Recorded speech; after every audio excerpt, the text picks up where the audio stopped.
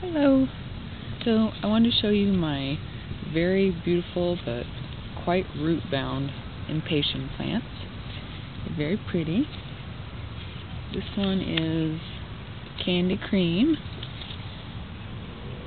and this one is Sonic Burgundy. And I got them from my local farmer's market for $1 a piece, which was a very good price. But they're really large and they're really root-bound. So I thought I would show you what a really root-bound plant looks like and how to take care of it.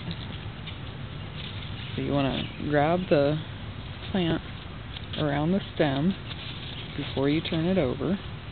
And impatiens have this really thick stem, but you can see right there that it's very, very root-bound. I mean, it really can't get any more root-bound than that. And you could just put this down into the soil, just like that, and let it go. But when it's this root-bound, it's best to try to help it out a little bit. And what you usually do is you tease the roots. You don't want to necessarily cut them, but you just take something like your scissors and just stick it under the roots and kind of gently pull up. So you're just teasing them out and away from the pot. Now some of them are going to tear, but that's okay, because when they're this root bound,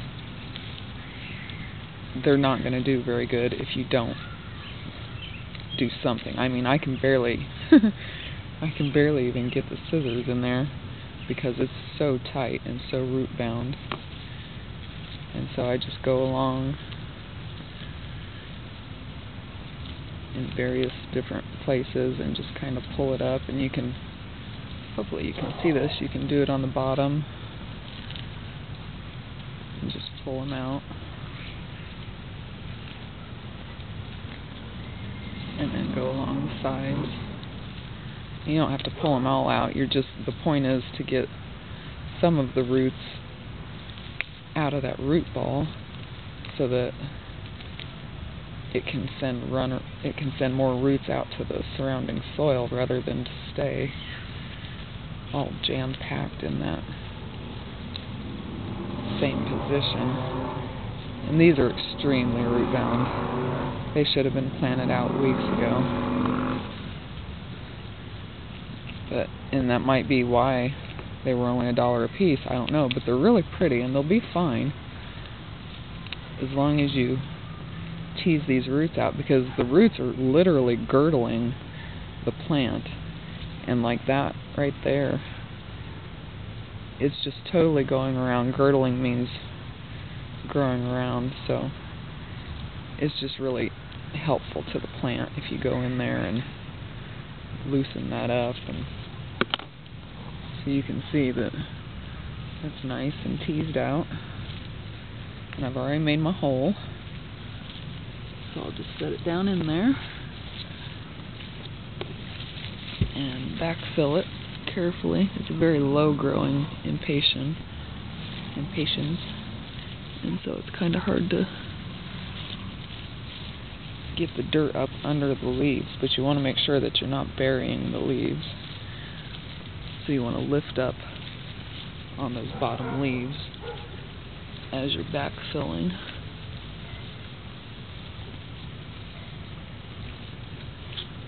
Just like that. I actually have 7 minutes, so I might show you the other one too, just so you get the idea. But that means I'm going to have to move the camera in. It's going to cause some staticky, so I apologize.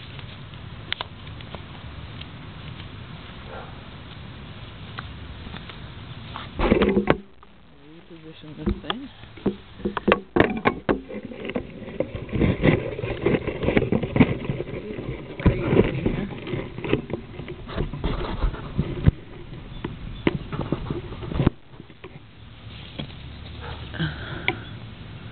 Okay, cool.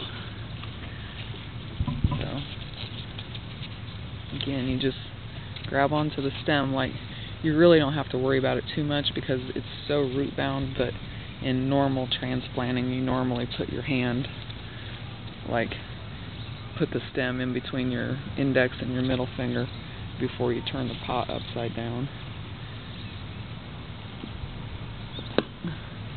But really it's not too much of an issue. You just want to make sure that you have it supported.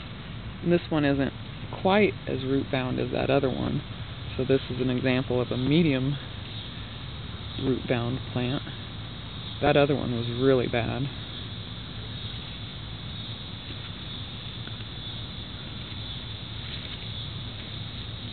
Hopefully you can see what I'm doing. I'm trying not to damage it. But like I said, if you cut some of the roots, it's okay. It's not going to kill it. And in fact, it will just help it to grow in its new home. Because if it was left like that, then it may just stay root bound. Even though it was surrounded in soil, it's so used to being in that container, and it was pretty girdled, that it may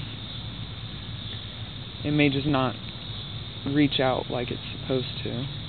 Like I did my tomatoes a couple days ago, and they were just slightly root bound, and I didn't have to tease it at all because it was just very, very little root bound. So you can see that I've got it all teased out and everything, and that's going to allow it to spread its roots wherever it wants to go.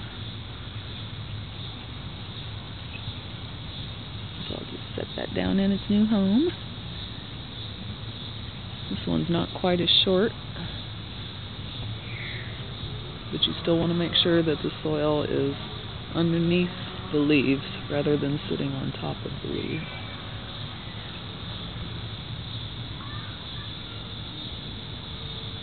And of course, after you transplant any kind of plant, you want to make sure you water it in well. And I use coconut coir mulch around my full-grown plants. It's nice and neutral, and the plants really don't seem to mind it at all. But this is just the husk of the coconut, big chunks of it. So I put that around the base of the plant. I try not to touch the stem with it, but sometimes I can't help it, and it doesn't hurt them too bad. They don't respond to it badly at all. But if you were doing tender plants with very tender stems, you might want to just keep the mulch back from the stem and make sure that it's not touching it. But these guys are pretty hardy. They don't like drought, though. They absolutely cannot stand to be dry. So these guys were failing me. I just got them Sunday, and like if I didn't water the pots like 3 times a day, they would look horrible. They just drooped really, really bad, and that's because they were so root bound and because the pot was so small that it dried out very quickly. There she is, my new beautiful impatient. Not root bound anymore. Okay, thanks.